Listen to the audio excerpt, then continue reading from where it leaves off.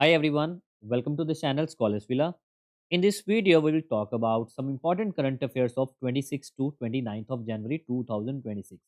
इसमें से कुछ इंपॉर्टेंट करंट अफेयर्स है जैसे हमारा republic day, Padma awards, then India UPI, Wiley research hero prizes, Punjab Kesari, Lala Lajpat Rai, world economic forum and other news वो भी इसमें हमने कवर किए। So let's start with the 26 to 29th of January.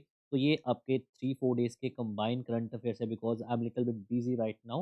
Okay, so start करने लगे हैं। तो daily current affairs from the 26 to 29th of January. तो इसमें हमारा फर्स्ट आता है वर्ल्ड इकोनॉमिक फोरम के बारे में। देखिए, world economic forum this is a very important international organisation जिसका हेडक्वार्टर है डेवोस स्विट्जरलैंड में। तो ये आपको याद रखना होगा। The world economic forum this is a very important forum, very important organisation जिसका हेडक्वार्टर है आपका डेवोस स्विट्जरलैंड में। इसकी 56th एनुअल मीटिंग हुई थी। कहाँ पर? इसके हेडक्वार्टर में ही होती है। तो अगर नोटिस करोगे तो 19 से लेकर 23 जनवरी तक इसकी एक एनुअल मीटिंग हुई थी। और एनुअल मीटिंग की कौन सी थी? 56th annual meeting. और इसमें जो थीम आया था, क्योंकि पेपर में थीम बहुत पूछा जाता, थीम था वो था a spirit of dialogue. Okay, a spirit of a dialogue, this is the theme of a world economic forum of 56th annual meeting 2026। अब इसमें जो बात हुई थी, इसमें बात हुई थी एआई इन्वेस्टमेंट की। ओके, आर्टिफिशियल इंटेलिजेंस इन्वेस्टमेंट की। और इसमें कहा गया था कि जो इनकी रिपोर्ट है, यू कैन सी हियर। तो according to the world economic forum white paper, India rank 11th out of 11 countries in AI investment. जो एआई इन्वेस्टमेंट की बात करें जिसमें टोटल 11 कंट्रीज को उन्होंने डाटा कलेक्ट किया था, उसमें इंडिया की रैंक है 8th as far as the AI investment is concern. Okay, and you can see a share of GDP of 2010 to 2025 with the investment estimate approximate 1.2 to 1.8% of 2.2024 GDP। और ए investment में किसने top किया है? USA ने। Obviously USA top करेगा। और India का rank है 8th। तो ये बात करें थे हम वर्ल्ड इकोनॉमिक फोरम की। एक तो उनका जो एनुअल समिट हुआ है, एनुअल मीटिंग हुई है, और एनुअल मीटिंग कहाँ पर हुई है? उनके डेवोस स्विट्जरलैंड हेडक्वार्टर में। डायलॉग था। और उसमें थीम क्या था? Spirit of dialogue. और उसमें जो उनकी रिपोर्ट्स आती हैं, उसमें एक पर्टिकुलर रिपोर्ट में कहा गया कि इंडिया की जो इन्वेस्टमेंट है as far as AI investment is concern, the rank is 18 out of 11 countries and USA top on that list. Clear? तो this is about world economic forum. Next है 77th Republic day. देखिए, जो 2026 का Republic day था 26 जनवरी का, वो कौन सा रिपब्लिक डे है? 77th रिपब्लिक डे था। क्लियर है? और ये कहाँ पर होती है? जो एग्जैक्टली परेड होती है इसको हम कहते हैं, तो ये जो इवेंट होता है उसको हम कहते हैं कर्तव्य पाथ। तो जो पहले उसका नाम था राजपाथ, तो राजपाथ था, तो which was the former name, पर राइट नाउ इज अ कर्तव्य पाथ। तो ये अपने याद रखना है कि जो एग्जैक्टली ये इवेंट होता है वो कर्तव्य पाथ है, जो ओल्ड उसको राजपाथ कहते थे। और आपको पता है इसमें जो चीफ गेस्ट आए हैं वो 2 पर्सन आए थे। ये दोनों यूरोपियन यूनियन के ही बात करते हैं। एक यूरोपियन यूनियन काउंसिल के प्रेसिडेंट है और एक यूरोपियन यूनियन कमीशन के प्रेसिडेंट है। So first one is Antonio Costa who is right now the president of a European council. Okay, and Ursula von der Leyen, and she is right now the president of a European commission. Okay, तो European union अलग है। European union के अंदर 2 चीज़ें आती हैं। एक आ गया आपका यूरोपियन यूनियन काउंसिल और एक आपका यूरोपियन यूनियन कमीशन। क्लियर है? सो ये 2 है, European union council and European union commission, and both were the president on the 77th Republic Day 2026, which was event. Clear है? So this is and this is the first time to top leader of EU were invited together. Okay, तो ये आपको याद रखना होगा। तो ये था हमारा 77th रिपब्लिक डे जो कर्तव्य पाथ पे इवेंट हुआ था, जिसको हम ओल्ड पे राजपाथ कहते हैं। नेक्स्ट आपका आता है पद्मा अवार्ड। देखिए, पद्मा अवार्ड आपको पता है कि इस बार देयर वर 131 अवार्डीज। 131 लोगों को टोटल पद्मा अवार्ड मिले हैं। सबसे ऊपर होता है पद्म विभूषण। सेकंड नंबर पे, वैसे अगर हम हाईएस्ट सिविलियन अवार्ड की बात करें तो हाईएस्ट सिविलियन में एक तो आता है भारत रत्न फर्स्ट नंबर पे। सेकंड पे आता है पद्म विभूषण। थर्ड पे आता है पद्म भूषण। और फोर्थ पे आता है पद्म श्री। तो ओके, पर अगर पद्मा अवार्ड की बात करें तो पद्मा अवार्ड में आपके Padma Vibhushan which is the highest award in Padma. पर अगर सिविलियंस की बात करें तो वो सेकंड रैंक पे आता है। Padma Vibhushan, Padma Bhushan and Padma Shri. Total 5 person को पद्म विभूषण अवार्ड मिले हैं। 13 पर्सन को पद्म भूषण मिला है और 113 को पद्म श्री अवार्ड्स मिले हैं। ओके, तो ये कौन अनाउंस करता है? तो आपको पता होना चाहिए, ministry of home affairs announce करती है। ओके, तो ministry of home affairs announce करती है पद्मा अवार्ड। और ये कब मिलते हैं? 77th रिपब्लिक डे पे मिलते हैं। तो 1 या 2 दिन पहले, इस बार 1 दिन पहले ये अनाउंस किए हैं। तो यू कैन सी, तो जो सबसे इम्पोर्टेंट है वो है आपके 5 पद्म विभूषण अवार्ड, क्योंकि ये सेकंड हाईएस्ट सिविलियन है एंड पद्मा में ये टॉप पे आते हैं। एक तो मिला है धर्मेंद्र सिंह को, जो पंजाब से बिलॉन्ग करते हैं आर्ट्स में, ओके? क्योंकि अब बिलॉन्ग तो जो उनका जन्म है वो तो पंजाब का है, क्लियर है? सानेवाल का, पर राइट नाउ वो उनका जो स्टेट है वो महाराष्ट्र है, क्योंकि वो महाराष्ट्र में रहते थे।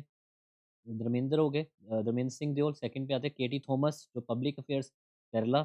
नेक्स्ट है Mrs N sorry N Rajam, arts से फ्रॉम यूपी। नेक्स्ट है आपके P Narayan, literature and education Kerala. और उसके बाद है वी एस अच्युत नंदन जो पब्लिक अफेयर्स में केरला में। और इसमें से 2 लोगों को पोस्ट ह्यूमसली मिला है, ओके, आफ्टर द डेथ। एक तो धर्मेंद्र सिंह देओल और सेकंड है आपके वी एस अच्युत नंदन। तो ये दोनों को पोस्ट ह्यूमसली मिला है। धर्मेंद्र जी को मिला आर्ट में और अच्युतनंदन जी को मिला है पब्लिक अफेयर्स में। और उसके अलावा KT Thomas public affairs and Rajam arts में and P Narayanan literature and education में। क्लियर है? तो टोटल 131 को मिला है। 5 पद्म विभूषण है, 13 पद्म भूषण है, 1 of the 13 Padma Shri award. Next is Gandak river. देखिए गंडक रिवर, अब you can see here, you can see this Gandak river, okay? Why this was in news? Because Gandak river आपकी नेपाल से ओरिजिन हो रही है, ओके? फाइनली आपकी Patna, Bihar. So Gandak river flowing along India Nepal border through west Champaran in Bihar has become the second largest habitat of घड़ियाल, okay? जो आपके crocodiles होते हैं, सॉल्ट वाटर क्रोकोडाइल्स, मगर्स होते हैं, घड़ियाल होते हैं, तो ये वैराइटीज़ होती हैं क्रोकोडाइल्स में, तो वो घड़ियाल है।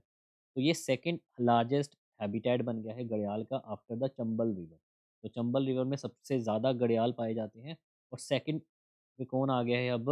गंडक रिवर, ठीक है? चंबल रिवर में सबसे ज़्यादा, तो चंबल रिवर फर्स्ट पे है और सेकंड है गंडक रिवर। तो you can see Nepal to India and Bihar.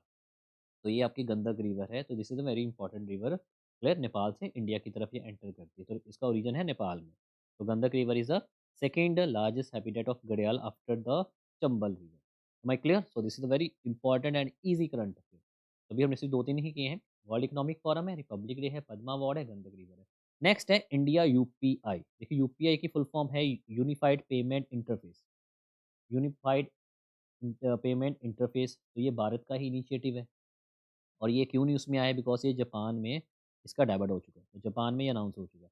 तो marking a significant step in the global expansion of country flagship digital payment platform. तो ये कहाँ पर अनाउंस हुआ कि कहाँ पर इसकी डेब्यूट किया गया है? तो ये स्टार्ट किया गया है जापान में। इसके अलावा इंडिया का जो यूपीआई है ऑलरेडी 8 कंट्रीज़ में ऑपरेशनल है। तो ये इस बार यूपीएससी प्रीलिम्स 2025 का क्वेश्चन भी था कि इसमें से कहाँ कौन-कौन सी कंट्रीज़ में यूपीआई ऑलरेडी वर्क कर रहा है।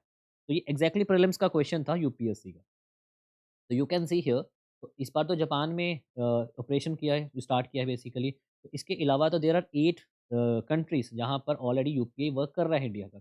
एक तो है Bhutan, Singapore, Nepal, UAE, Sri Lanka, Qatar, Mauritius and France, okay? 8 हो गए। Bhutan, Singapore, Nepal, Sri Lanka, Qatar, Mauritius and France. Although UPI जो लॉन्च किया गया था भारत में, वो यूपीआई लॉन्च किया गया था 2016 में। ये भी पता होना चाहिए बिकॉज़ स्टैट्स में क्वेश्चन पूछा जा सकता है, when was the UPI launch in India? UPI launch किया गया था 2016 में। और इसके अलावा 8 कंट्रीज़ में यूपीआई है, जो ऑलरेडी वर्क कर रहा है। और 9th आपका बन जाएगा जापान। 8th मैं फिर से रिपीट कर देता हूँ, Bhutan, Singapore, Nepal, UAE, Sri Lanka, Qatar, Mauritius and France, ठीक है? तो this is about India UPI. Next है Indian air force astronaut Shubhanshu Shukla. देखिए शुभांशु शुक्ला, आपको पता है ये एक्सियम मिशन जो वही बहुत इंपॉर्टेंट मिशन था। तो उसमें he was on that mission also. और इसके अलावा शुभांशु शुक्ला जी अभी एक फिर से क्यों न्यूज़ में आए? बिकॉज़ इनको मिला है अशोक चक्र। अशोक चक्र बेसिकली क्या होता है? पीस टाइम का जो गैलेंट्री अवार्ड है वो हाईएस्ट होता है, क्योंकि वॉर टाइम होता है। तो war war time gallantry award होता है, वो तो होता है आपका परमवीर चक्र। परमवीर चक्र क्या होता है आपका? War time gallantry award. अगर वो पीस टाइम गैलेंट्री अवार्ड में सबसे हाईएस्ट देखा जाए तो वो अशोक चक्र होता है, तो ये आपको याद रखना होगा। पीस टाइम गैलेंट्री अवार्ड जो हाईएस्ट है वो है अशोक चक्र, और highest war time gallantry award है वो है परमवीर चक्र। तो शुभांशु शुक्ला को रिपब्लिक डे पे ही conferred with the highest peace time gallantry award, that was Ashok Chakra, okay? Because उनका जो करेज, उनकी ब्रेवरी, उनकी एग्ज़ाम्पलरी कहाँ पर है? एक्सियम मिशन में, जो इंटरनेशनल स्पेस स्टेशन का मिशन था, एक्सियम 4 मिशन। क्लियर है? तो ये मिशन था, तो इसके लिए उनको शुभांशु शुक्ला जी को क्या दिया गया है? Highest peace time gallantry award Ashok चक्र। परमवीर चक्र that is a different. Next है डब्ल्यूएचओ। देखिए वर्ल्ड हेल्थ ऑर्गेनाइजेशन, अब आपको पता है वर्ल्ड हेल्थ ऑर्गेनाइजेशन भी न्यूज़ में ही है। स्विट्ज़रलैंड में इसका हेडक्वार्टर है और ये न्यूज़ में इसलिए आई है बिकॉज़ द सबसे बड़ी जो लार्ज कंट्री है यूएसए ने वो ऑफ़िशियली विथड्रॉ कर लिया है from the world health organisation after completing 1 year notice. इन्होंने 1 साल का नोटिस पीरियड दिया था, उसके बाद right now USA officially withdraw from the WHO. Clear है? क्योंकि 2025 के जनवरी में उन्होंने कुछ डिसीज़न लिए थे बिकॉज़ डब्ल्यूएचओ बिकॉज़ उन्होंने क्या चीज़ साइड की थी, तो फेलियर टू हैंडलिंग द कोविड-19 पैंडेमिक को लेकर डोनाल्ड ट्रम्प जी ने क्या किया है कि लाइक राइट नाउ उन्होंने एग्जीक्यूटिव ऑर्डर के साथ डब्ल्यूएचओ से ऑफिशियली विथड्रॉ कर लिया है। So USA stopped all funding contribution, ending its role as a WHO large donor, contributing about 80% of the budget, and exist had triggered a financial crisis within the WHO, leading the budget cuts and a staff layoff. तो उसके साथ obviously WHO में कुछ ना कुछ तो भूकंप आएगा ही आएगा, क्योंकि इतना बड़ा बजट तो यूएसए से ही आ रहा है। अगर वही विड्रॉ कर लेंगे तो उनके पास फंडिंग के लेकर कुछ क्रंची कुछ नहीं, बहुत ज़्यादा क्रंचीस आएंगे। तो ये उसके बारे में बात हुई है। तो डब्ल्यूएचओ से कौन सी कंट्री ने विड्रॉ किया है? यूनाइटेड स्टेट्स ऑफ अमेरिका ने। नेक्स्ट है विले रिसर्च हीरो प्राइज़ 2025। देखिए ये भी हीरो प्राइज़ न्यूज़ में आया क्योंकि भारत में पहली बार किसी पर्सन को, ओके, किसी को पर्सन को ये विले रिसर्च हीरो प्राइज़ अवार्ड दिया गया है और ये है वो पर्सन, उनका नाम है, he was a health expert, he is right now health expert, Chandrakant Lahariya. ठीक है? Chandrakant Lahariya, he has been awarded the prestigious Wiley research hero prize 2025 and becoming the first Indian to receive this international recognition. So the award highlights his sustained contribution to health policy research and its real world impact beyond academic circles. तो this is the Wiley research hero prize. तो ये आपका क्या था? ये था किसको दिया गया है? Indian public health expert Chandrakant Lahariya. ठीक है? नेक्स्ट है फ्रांस। देखिए फ्रांस भी न्यूज़ में आया है। ऑल दो आपको बताना है कि क्या फ्रांस में यूपीआई चलता है? बिल्कुल चलता है भारत का। ये भी आपको ही पता हो गया ना? तो फ्रांस में यूपीआई चल रहा है भारत का। नेक्स्ट इज़ तो अब फ्रांस क्यों आया न्यूज़ में? बिकॉज़ फ्रांस ने भी ऑस्ट्रेलिया जैसे अंडर 15 इयर्स के जो छोटे बच्चे हैं, 15 इयर्स से बिलो, उनको सोशल मीडिया से बैन कर दिया। ओके? इससे पहले ऑस्ट्रेलिया ने बैन किया था, वो न्यूज़ थी ऑलमोस्ट 2025 उस वो थी उसमें उनको बैन किया था before under 16 years of age. ठीक है? तो ऑस्ट्रेलिया ने पहले सबसे पहले तो ये लॉ लेकर आए हैं, तो उन्होंने बैन किया है अंडर 16 ईयर्स। ओके? पर अब जो फ्रांस है, उन्होंने बैन किया है under 15 years. So France National Assembly has approved a bill to ban children under 15 years from the social media platform, citing rising concern over online bullying, क्योंकि online में उनके जो बुलिंग होती है, mental health risk, youth violence. तो the proposal now head to the senate for the further approval. तो bill तो चलो पास वहाँ पर करवा दिया गया है। क्लियर है यहाँ तक? तो दिस इज़ अबाउट फ्रांस, जिन्होंने सोशल मीडिया को बैन कर दिया है उन बच्चों के लिए जो 15 साल से छोटे हैं।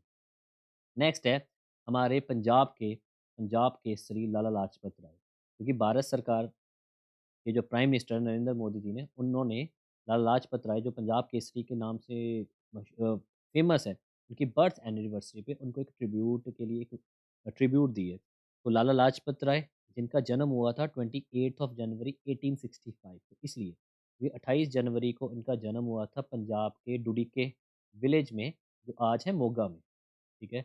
डुडिके विलेज जो आज है मोगा में। उनकी डेथ हुई थी 17 नवंबर 1928 में। क्लियर है? तो 1928 में उनकी डेथ हुई थी बिकॉज़ ऑफ जो लाहौर में लाठीचार्ज किया गया था। Okay? So he was a popular Indian revolutionary politician and also a, popularly known as a Punjab Kesari, the lion of Punjab. ठीक है?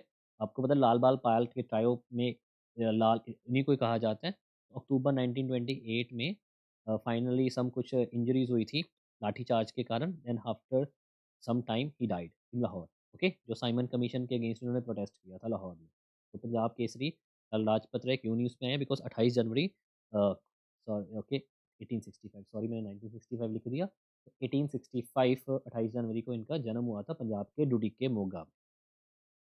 नेक्स्ट है पीएफआरडीए, इन्होंने एक सार्ग कमेटी कॉन्स्टिट्यूट की। ओके? तो सार्ग की फुल फॉर्म है strategic asset allocation and risk governance.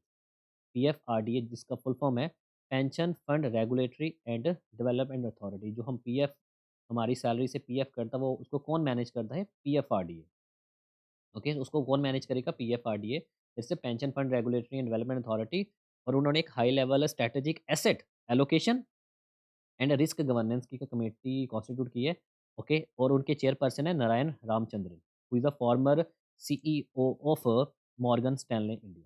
Okay, he was a former CEO of Morgan Stanley India. उसी के ही चेयरमैनशिप के अंडर इन्होंने कमेटी फॉर्म की है टू रिव्यू। अब इस कमेटी का काम क्या है? To review, recommend and modernise the investment framework under the NPS, national payment services, sorry national, sorry not a national payment, national pension services. Okay, जो पेंशन्स के रिगार्डिंग है, नेशनल पेंशन सिस्टम। तो इसमें क्या था? Review, recommend and modernise the investment framework under the national pension system. तो ये था हमारा पीएफआरडीए। बस इसके चेयरमैन का नाम याद होना चाहिए, नारायण रामचंद्र। नेक्स्ट है माया 200। I don't know exactly the pronunciation, MEIA। Okay, that is 200। अब ये क्या है? This is the second generation AI processor chip. Okay, you can सी। तो ये किसने बनाई है? माइक्रोसॉफ्ट ने इंट्रोड्यूस किया। तो this is the second generation AI processor. Okay, MEIA 200 along with a new suite of artificial intelligence focused software tools strengthening is pushed to build an integrated AI ecosystem। ठीक है, तो MIAI 200 तो ये किसने introduce की है? इस ये इंट्रोड्यूस की है बाय द माइक्रोसॉफ्ट। और ये AI प्रोसेसर है। ओके, AI प्रोसेसर है। तो this is about MEIA। Next है इंडिया EU FTA। अब EU तो आपको पता है, रिपब्लिक डे पे यही दो पर्सन कौन थे? चीफ गेस्ट थे, Antonio Costa and Ursula. Okay, council के चेयरपर्सन एंड कमीशन के चेयरपर्सन। अब इंडिया और EU ने free trade agreement negotiation conclude हो चुका है, साइन किया है। तो India and EU have concluded the negotiation of comprehensive free trade agreement. और इसके साथ हमारे इंडिया के EU के साथ इकोनॉमिक रिलेशन और अच्छे होंगे। और EU क्या हुआ है? He become the 22nd free trade agreement partner with India. तो ये आपने याद रखना है। तो ये क्या बन गया है? 22nd free trade agreement partner with India. This is about EU। अभी मैं बहुत डिटेल में तो नहीं कवर कर रहा कि फ्री ट्रेड एग्रीमेंट एग्जैक्टली क्या होता है, EU ने कौन कौन सी चीज़ों पे नेगोशिएशन की है। तो this is the different, this is in depth topic right now. Just कि इंडिया EU ने फ्री ट्रेड एग्रीमेंट कर दिया है और साथ में ये 22nd कंट्री बना है, 22nd पार्टनर बना है। And the next one is national voters day. देखिए 2026 का जो नेशनल वोटर्स डे ये कब सेलिब्रेट किया गया है? 25 जनवरी। रिपब्लिक डे से एक दिन पहले नेशनल वोटर्स डे सेलिब्रेट किया जाता है, क्योंकि उस दिन आर्टिकल 324 के अंदर इलेक्शन कमीशन की फाउंडेशन हुई थी। ओके, जो इलेक्शन कमीशन ऑफ इंडिया जिसका आर्टिकल नंबर 324 है, 1950 में 25 जनवरी 1950 को इलेक्शन कमीशन की फाउंडेशन हुई थी। सो दैट्स वाई हर साल 25 जनवरी को नेशनल वोटर्स डे सेलिब्रेट किया जाता है। और इस साल का जो थीम है, the theme is very important. Theme सबसे ज़्यादा पूछा जाएगा, my India my vote. Okay, with the tagline of a citizen at the heart of Indian democracy. Clear है? So this is about national voters day. Theme क्या था? My India my vote. और tagline नीचे क्या दी हुई है? Citizen at the heart of Indian democracy. और ये इलेक्शन कमीशन था 25 जनवरी 1950, आर्टिकल नंबर 324। तो ये थे हमारे 26 से लेकर 29 जनवरी के कुछ important current affairs. I hope ये आपको इंपॉर्टेंट लगे होंगे और ये समझ आ चुकी होगी। This is about clear.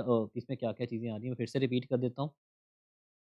पहला आपका आता है वर्ल्ड इकोनॉमिक फोरम है, सेकंड है रिपब्लिक डे है, थर्ड है पद्मा अवार्ड, फिर Gandak river, India UPI, astronaut Shubhanshu Shukla, world health organization, Wiley research hero prize. Then social media को बैन किया फ्रांस ने, लाला लाजपत राय, PFRDA की committee Narayan Ramachandran, MAIA 200 by the Microsoft AI processor, and India EU free trade agreement and the national voters day.